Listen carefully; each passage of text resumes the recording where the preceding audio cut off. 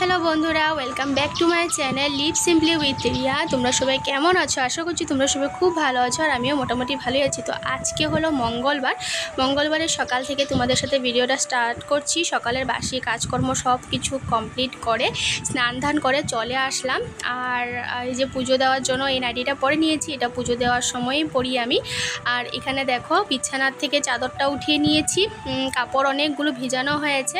তো পুজো টুজো দিয়ে এসে রান্না করে তারপরে আমি কাপড় জামাগুলো ধুবো আর কি। আর এদিকে আমার ঘরও ঝাড়ু দিয়ে ঘর পুরো পরিষ্কার করে মোছামুছি হয়ে গেছে, সেগুলো আর ক্যামেরাবন্দি করিনি। তো এই যে দেখো এক গামলা কাপড় ভেজানো হয়ে গেল। আর এখন আমি এই যে লোকনাথ বাবার এখানে থালা, সাথে হনুমানজির যে থালা তো দিই না, সেখানে শুধু বাতি জ্বলাই, সেই বাতিটা নিয়ে চলে আসলাম ঘর থেকে। আর এদিকে আকাশের অবস্থা দেখো, মেঘলা হয়ে আছে। সত্যি আজকে দিনটা না এত অলসভাবে কাটিয়েছি, মানে কি বলবো। আর কাজ ছিল কিন্তু প্রচুর, কিন্তু অলসতার সাথে করেছি। আজকে সারা দিনের কাজগুলো অলসতার সাথে করেছি।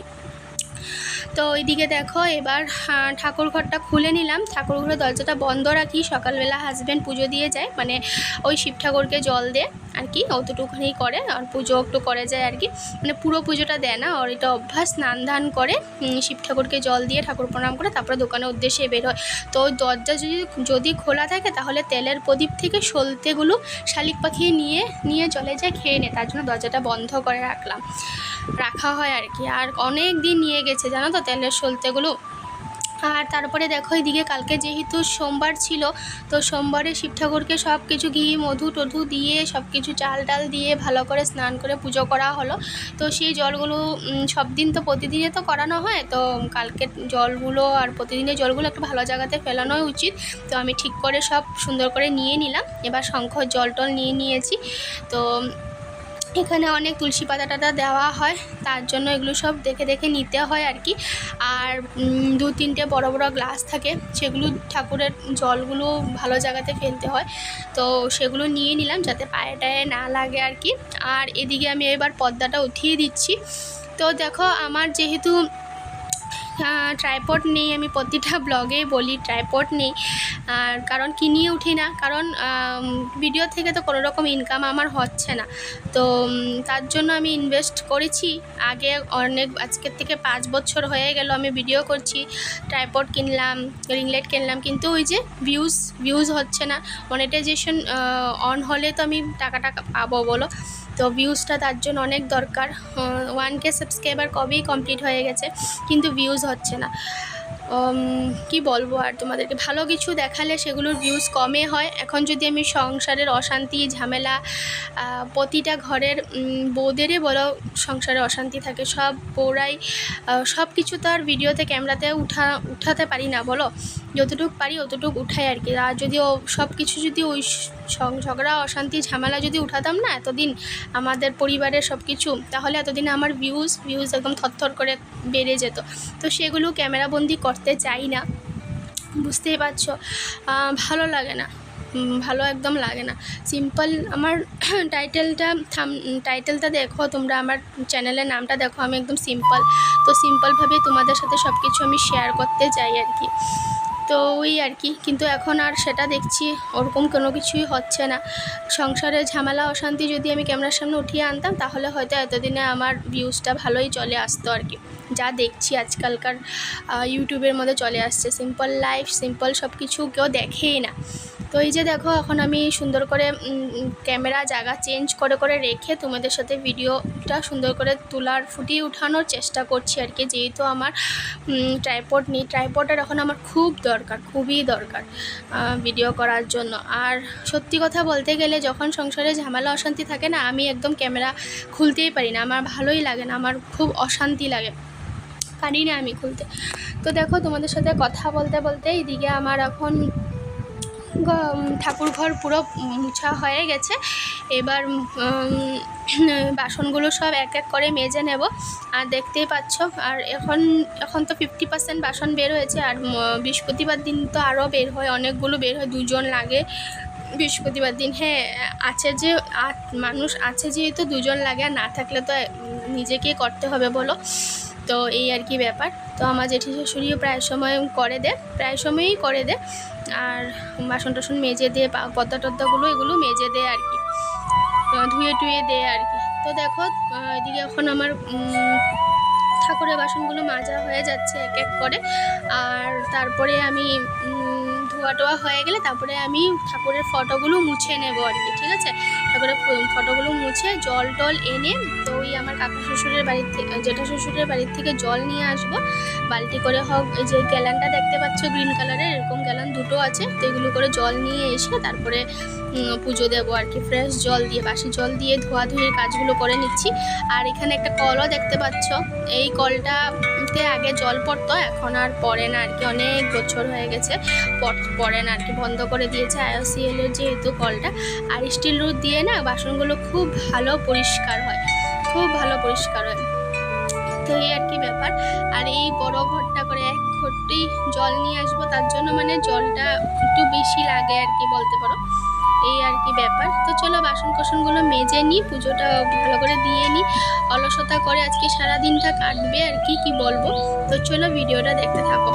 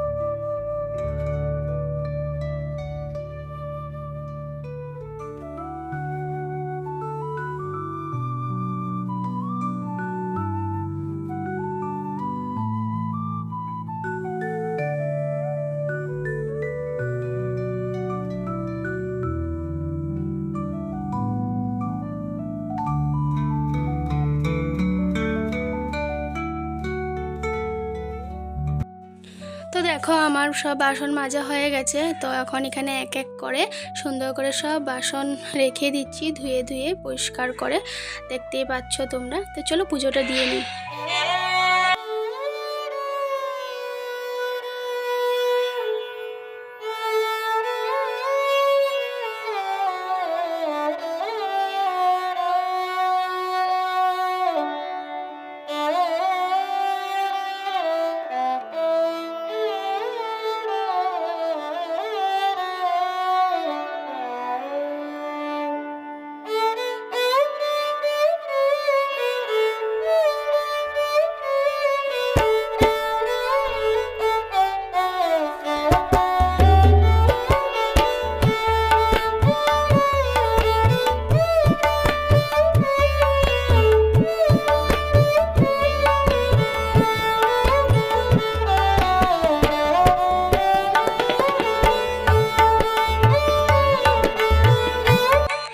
বন্ধুরা দেখো ঠাকুর পুজো দিয়ে চলে আসলাম, রান্নাঘরে এসে কাপড় জামা চেঞ্জ করে নিলাম। আর এখানে একটা ঝিঙ্গা কেটে নিয়েছি, এটা পেঁয়াজ দিয়ে ভাজার মতন করব।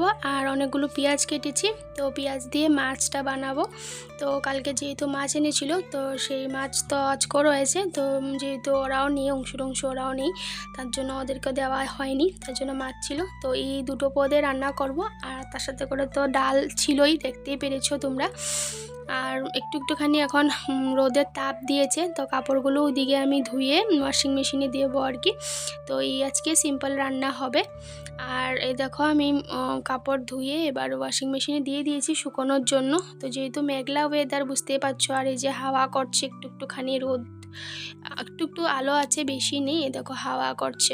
তো তার জন্য ভাবলাম ধুয়ে ওয়াশিং মেশিনে দিয়ে তারপরে আমি বাইরে শুকোতে দিয়ে দেব।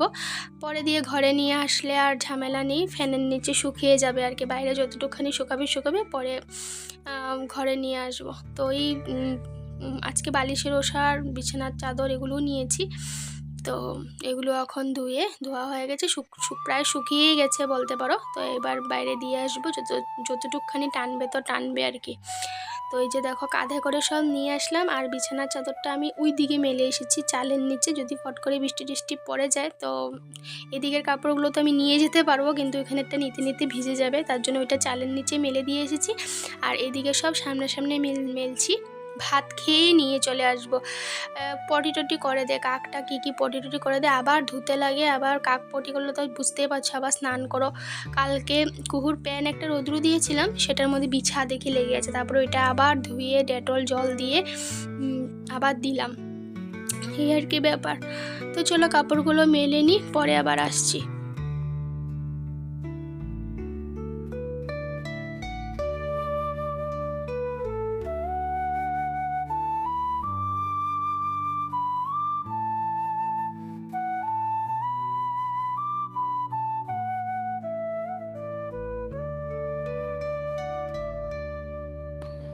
দেখো বন্ধুরা, এটা আমাদের রান্নাঘরের পিছন দিক।